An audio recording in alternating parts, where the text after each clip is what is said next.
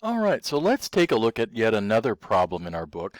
So this one is problem 5.7 that you have to do. So I'm going to do it in the Python shell, and one of the things you'll notice is this is going to be very similar to what you look at when you see the assignment in the discussion board. So it might give you some ideas on how you might want to do that. So the first thing I need to make here, I'm going to make in Notepad, I'm just going to write a sentence out. I did the quick brown fox jumps over the moon while the lazy cow sleeps, just so it gives me some words that we can look at to find and to utilize. And so if you notice, there's actually 3 instances of the, and so we could actually put another one at the end, and we could put cow, cow, cow. So I'm going to save this, and the key to this is I'm going to save this in the same location I put my file. So I have a location on my computer, and I need to make sure that this sample file is in the same place. Otherwise, we're going to end up with an issue. So first thing I'm going to do is, of course, I'm going to put in here and say this is 5.7. Put my name in there. And I know that I'm going to have to get a file name. So I read the instructions. It says we're going to grab a file name. So I know that my first thing, and I'm going to kind of outline this, is I'm going to say I'm going to get file name. And then I'm going to have to open the file. And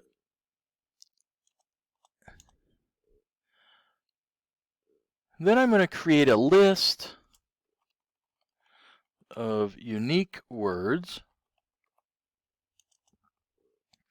And then finally, I'm going to print list of unique words.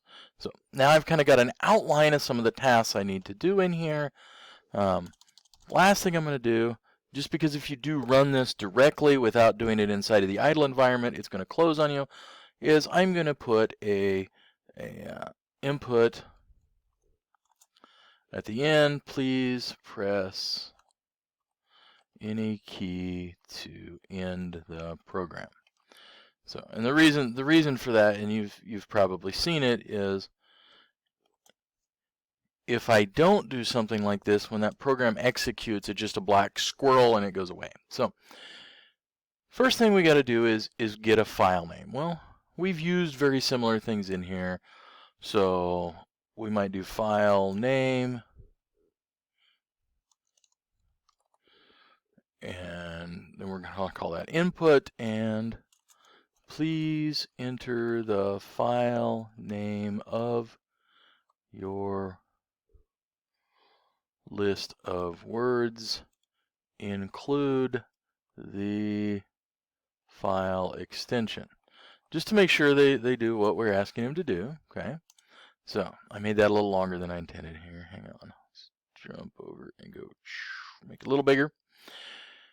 All right. So we get the file name, and now we're going to have to open that file. So input file. So again, that's a variable. I can use anything, equals open, and then our file name. Remember, you have to watch your cases to make sure that they're the same. And because we don't write to this yet, we can just do a read function only. So now we have our file open. And the other thing up here is we're going to need another list. And so because I want to assign it and use it, I'm going to call it unique, and I'm going to put it up here at the top. So now I've created a list. It's just a placeholder right now. There's nothing in it. So we have to think about how we could find that particular items in our word list. So we're going to create a list of words. So we need to strip out these out of our text. And we've made it a little troublesome here because notice I have 2 lines. Sometimes we can just grab it line by line. If I do that, I'm going to have one word as the and one word as the quick brown fox. So we actually have to do something a little interesting here, or I think is interesting. You've seen it several other places. So we're going to actually do a nested loop. And it doesn't matter what kind. It's kind of handy in Python to use these for loops.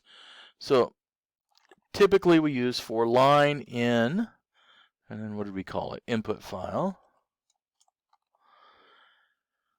So this is our outside loop, and that's going to grab all the lines in the program.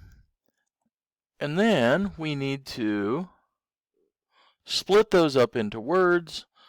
So words equals line dot split. So handy dandy function inside of there. And then we're going to do an inside approach. So now we've got essentially our list of words. So we're going to do a for, so another loop. And notice we just cut off the S. So word in words. So it's going to look entirely through everything that's in words. And here's where the kind of interesting part is, because Python can actually recursively check through all of those. So we can say this. So if word in our original list of words, so we can search for ones that are already existing, but what we want are the unique ones. So here's where our Boolean logic comes in. So instead of saying if word is in words, so we want to see if it's there, what we want to do is see if it's not there. So we could say not, and notice it's a keyword. So if not word in words, I know that sounds kind of interesting or weird, but what we really want is not in the entire file. What we want it in is that file we're going to call unique. So if it's not in unique already, we're going to place it in there. And so the way we can do that place, or one way we can do that, is unique dot append, and then we pass in whatever that value for word is. So let's take a look at this really quickly. So we're going to split out all the lines. We're going to split those into individual words. And now we're going to get all those words. And so we've created one called unique. And by that, every time it's a new word, it's going to pop in there. So I'm just going to do this. I'm going to do a print unique and see what happens. And see where I've mistyped all kinds of things here. Oh, I have to save it somewhere. Yeah. Let me see where I have the other ones at stored. So, 5.7. Yeah, we'll save it here.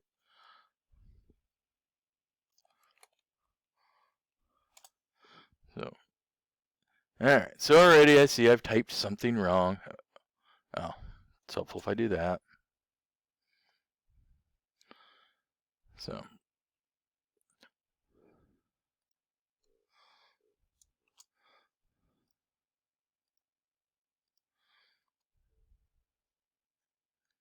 Expected indent block. What have I done there?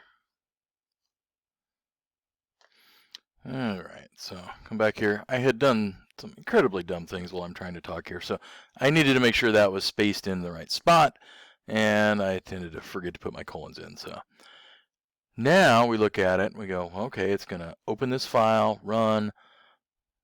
I already see here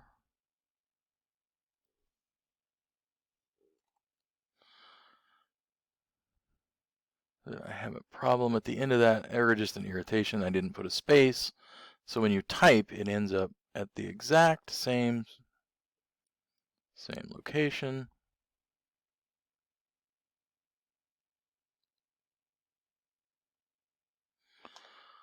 So, get a little wider and put in a couple of spaces there. All right, so now save it again. And let's see what it says. Oop, pops it over here. All right. So please enter the name of your file of your list of words, include the file extension. All right. So we called ours, and it's in the same folder, sample.txt.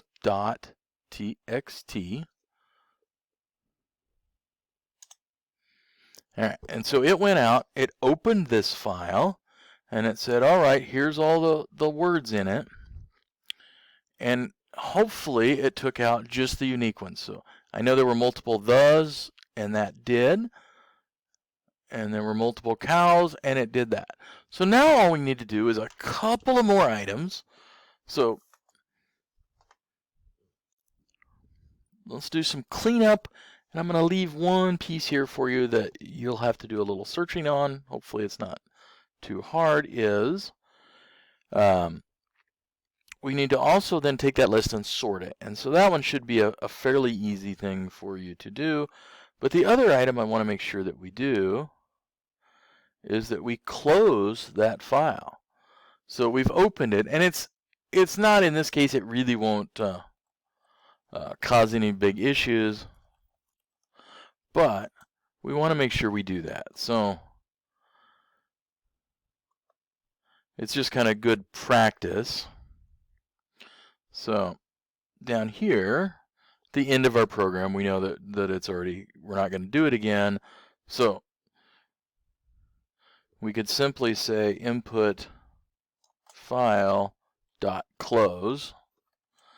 So it's just kind of that good practice where we put that in there. And then we have to sort and print these out nicely. You could do all kinds of other things. If I wanted to also say how many different unique words are there, you could use that length function. So you could do that to get it. So you could make this a really nice thing. You can also change that file. So we could add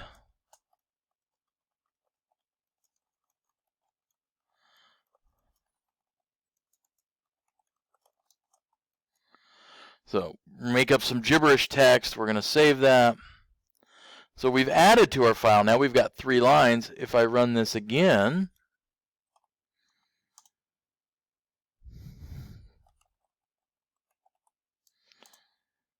and oh, hang on. Helpful if I use the right one. So, and there it closes that file also. Just makes life a little easier. And there it added in our new words. But notice it does consider the with a capital T different than the lowercase t. So to the computer, those are unique words, and we know that there's different ASCII code characters for upper and lower. So be aware of that. And when actually the program, if I remember correctly, says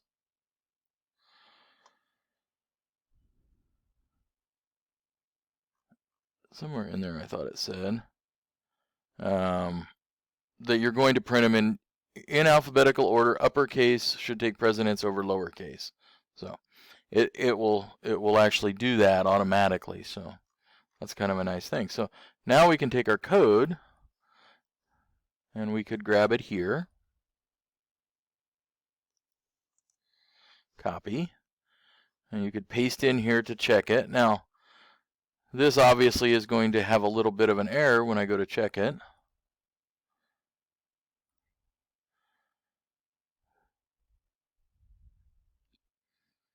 That's going to say, whoa, wait a minute, that's not going to work, because we're not actually printing them out in the correct order, right? So 4 of 5 checks pass, so it tells me something is wrong. So it says, oh, it created a file, tested it, oh, it didn't work right somehow. So it inputted one called test. So we had a little bit of an issue there, but we should be able to, if we put it in where it outputs the correct output, that it will do that. So the second one should give you essentially the same thing. So we can see that it actually creates a form right there, and we can actually see what it is. So once you figure out how to print it to the correct instructions,